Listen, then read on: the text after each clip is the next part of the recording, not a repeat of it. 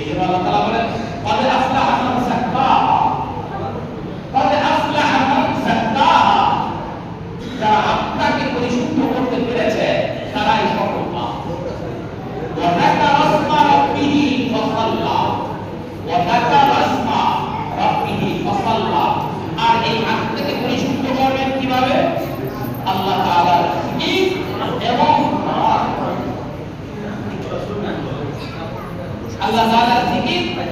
এর অর্থ আল্লাহ তাআলার শরণ এই আল্লাহ তাআলার শরণ শুধুমাত্র তসবিহ করে সুবহানাল্লাহ সুবহানাল্লাহ সুবহানাল্লাহ আল্লাহু আকবার আল্লাহু আকবার আল্লাহু আকবার বলে হবে না প্রত্যেকটা কাজ নামে আল্লাহ তাআলাকে স্মরণ করতে হবে মানে আল্লাহ তাআলা মহানের স্মরণ করতে হবে আমি আমার বন্ধুদের আমি ইসলাম বিপদ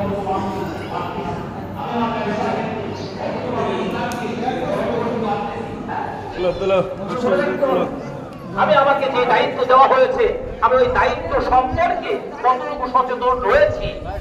এবং এই দায়িত্ব আল্লাহ তাআলার বিধান অনুযায়ী হচ্ছে কিনা এই ব্যাপারগুলো আমাদের সকলের মনে রাখতে হবে।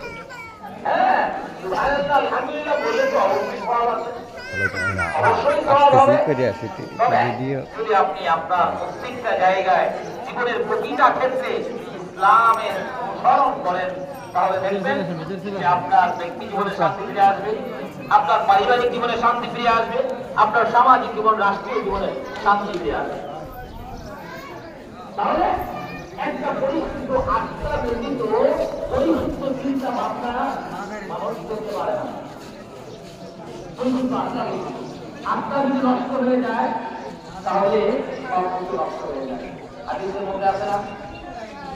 আলা ইসলাম কি জানা